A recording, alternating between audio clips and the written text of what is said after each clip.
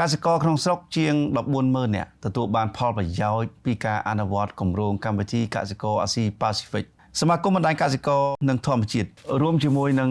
គេហៅថាដៃគូផ្សេងៗទៀតនៅថ្ងៃទី18ខែវិច្ឆិកាឆ្នាំ2025នេះបានរៀបចំសិក្ខាសាលាបូកសរុបលទ្ធផលគម្រោងកម្មវិធីកសិករអាស៊ីប៉ាស៊ីហ្វិកតាមរយៈពេល5ឆ្នាំពីឆ្នាំ2021-2025ដើម្បីបង្ហាញពីសកម្មភាពនិងលទ្ធផលដែលសម្រេចបានតាមរយៈការអនុវត្តគម្រោងរបស់ខ្លួនពិធីនេះរៀបចំឡើងនៅសន្តាគារសាន់វ៉េរាជធានីភ្នំពេញដោយមានការចូលរួមពីលោកនិលសុភាពប្រធានគណៈកម្មការពិគ្រោះយោបល់នៃគម្រោងកម្មវិធីកសិករអាស៊ីប៉ាស៊ីហ្វិកលោកតូចពូចដែលជាប្រធានការិយាល័យអភិវឌ្ឍសហគមន៍ខេត្តកំពង់ឆ្នាំងលោកលឹមច័ន្ទណាប្រធានការិយាល័យនីតិកម្មកសិកម្មខេត្តតាកែវលោកប៉ានសុភាពនាយកប្រតិបត្តិសមាគមបណ្ដាញកសិករនិងធម្មជាតិលោកស៊ឺរ៉ានីប្រធានក្រុមប្រឹក្សាពិបាលនៃសមាគមបណ្ដាញកសិករនិងធម្មជាតិលោកស៊ឺរ៉ានីប្រធានក្រុមប្រឹក្សាពិបាលនៃសមាគមបណ្ដាញកសិករនិងធម្មជាតិបានអះអាងថាគម្រោងកម្មវិធីខាងលើនេះគឺមានរយៈពេល5ឆ្នាំដោយអនុវត្តដោយអង្គការថ្នាក់ជាតិចំនួន6គាំទ្រដល់កសិករជាសមាជិកជាង14,000នាក់ក្នុងនោះមានសហគមន៍កសិកម្មចំនួន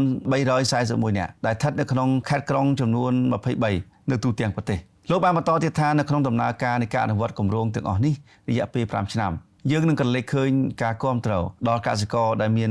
ជាង14,000នាក់ហើយឃើញថាកសិករមានការផ្លាស់ប្ដូរទម្លាប់ជាច្រើនពលគឺពីមុនមិនបានទទួលបានការគាំទ្រពីគម្រោងទាក់ទងទៅនឹងផលិតកម្មការផ្សារភ្ជាប់ផលិតកម្មទៅកាន់ទីផ្សារឃើញថាពួកគាត់ជួបការលំបាកច្រើនក៏ប៉ុន្តែពេលបានការគាំទ្រ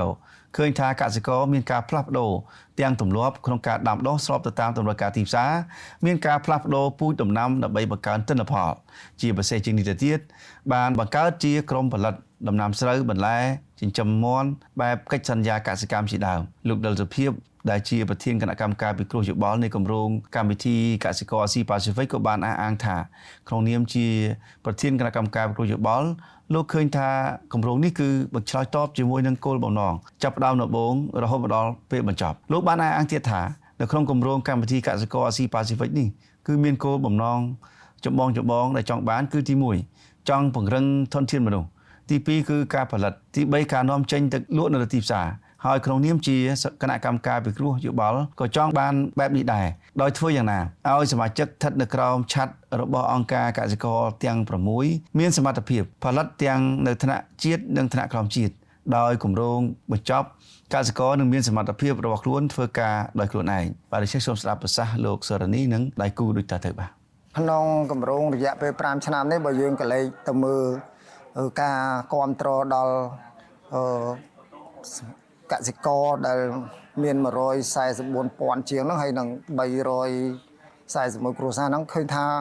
កសិករគាត់មានការផ្លាស់ប្ដូរទម្លាប់ច្រើនមែនទែនពីមុន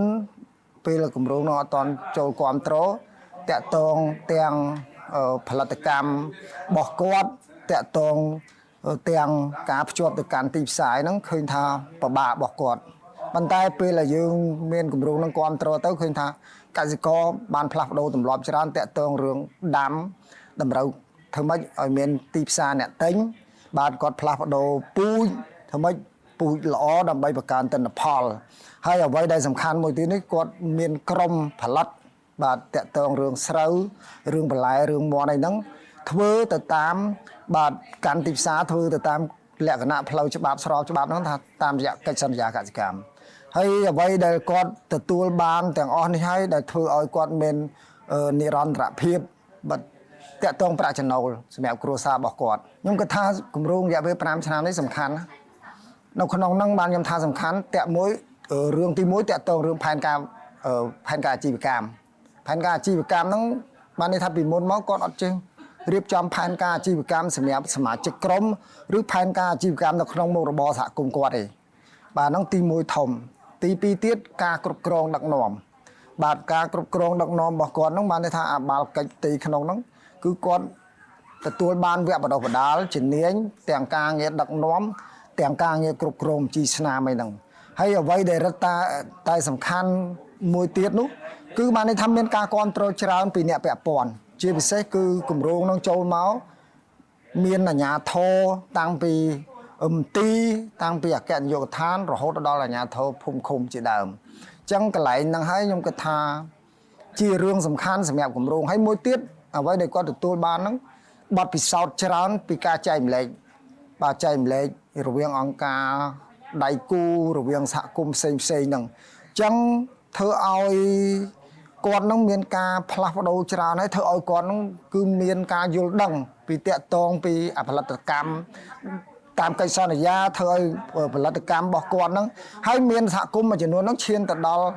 គាត់ចេះកែច្នៃវិខ្ចប់ដើម្បីកាត់បន្ថយថ្លៃដើមឬក៏ចំណេញបូកបន្ថែមលើនឹងទៀត អញ្ចឹងក្រោយពីការវិតម្លៃក៏យើងសង្កេតឃើញថាក្រមគណៈកម្មការវិតម្លៃក៏គាត់បង្ហាញលទ្ធផលឲ្យយើងដឹងដែរអញ្ចឹងក្នុងចំណោម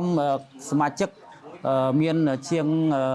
341អង្គការកសិករឬសហគមន៍កសិកម្មនោះមានជាង6000សមាជិកកសិករនោះយើងឃើញថាផលទទួលបានមាន19%សំទោស16%គាត់មានប្រាក់ចំណូលដែលអាចមានន័យថាដោយខ្លួនឯងមិនបាច់ពឹងពីដៃគូបន្ថែមឬក៏អង្គការជំនួយបានទេគាត់ថាគូរស់បានដោយខ្លួនឯងដល់ឡែក65%ក្រោយពីការវិតម្លៃពាក់កណ្ដាលនឹងបញ្ចប់គម្រោងនេះឃើញថា65%នឹងគាត់មានប្រាក់ចំណូលនិងត្រូវការមាននៅហៅថាដៃគូជំនួយមានអង្គការសង្គមស៊ីវិលឬក៏ធនាគារឬក៏អ្នកបច្ចេកទេសរដ្ឋាភិបាលជួយគ្រប់គ្រងបន្ថែមដើម្បីឲ្យគាត់មានសេដ្ឋកិច្ចប្រសើរឡើងជាងនេះទៅទៀតអញ្ចឹង65%ដល់ឡែក19%ក្រោយពីការវិតម្លៃឃើញថាគាត់ត្រូវការជំនួយទាំងស្រុងហ្មងមានន័យថាទាំងអង្គការសង្គមស៊ីវិលទាំងម្ចាស់ជំនួយក៏ដូចជារដ្ឋាភិបាលយើងក៏រួមជួយធ្វើម៉េចឲ្យគាត់នឹងមានសមត្ថភាពក្នុងការបរិយាមុខរបរសេដ្ឋកិច្ចគ្រួសារគាត់ប្រសើរឡើងនេះមានន័យថាក្រោយពីការវិតម្លៃយើងរកឃើញបែបហ្នឹងនៅចុងបញ្ចប់របស់គម្រោងនេះខ្ញុំសង្ឃឹមថាមានគម្រោងយើងនឹងបន្តទៀតធ្វើឲ្យក្រុមគោលដៅទាំងអស់នេះទាំងយើងបង្ហាញមិញថា16%វារីកចម្រើនដោយខ្លួនឯងអញ្ចឹងវាអាចឡើងពី16ទៅឡើង30%ឬក៏40%និងពី65ដែលត្រូវការជំនួយនឹងត្រូវការមានន័យថាគាត់ដោះស្រាយដោយខ្លួនឯងបានរកទីផ្សារមានចេះព្រៀបចំផែនការផលិតកម្មរបស់គាត់ទៅកាន់ទីផ្សារឲ្យមានតម្លៃប្រសើរឡើងសេដ្ឋកិច្ចគាត់ប្រសើរឡើងដោយមិនចាំបាច់ពឹងពីខាងក្រៅនេះជាគោលបំណងឬក៏ក្នុងនាមថ្នាក់ដឹកនាំឬក្រុមគណៈកម្មការព្រោះច្បល់ចង់បានបែបហ្នឹងបាទហើយខ្ញុំសង្កេតក្រោយពីចប់គម្រោងឃើញថាការវិវត្តចាប់ផ្ដើមវិវត្តពីគាត់មិនទាន់មានសមត្ថភាពគាត់ដល់មានសមត្ថភាពថែមទាំងទៅកាន់ទីផ្សារដោយខ្លួនគាត់នេះជាចំណុចមួយដែលខ្ញុំចាប់អារម្មណ៍ក្នុងនាមគណៈកម្មការព្រោះច្បល់មានមោទនភាពឃើញសមាជិករបស់ក្រមឆ័ត្រថ្នាក់ដឹកនាំថ្នាក់ក្រោមជាតិនិងថ្នាក់ជាតិនឹងសប្បាយចិត្តនឹងឃើញលទ្ធផលរបស់សមាជិកទាំងអស់គាត់មានខៅថាជោគជ័យលើសេដ្ឋកិច្ចរបស់គាត់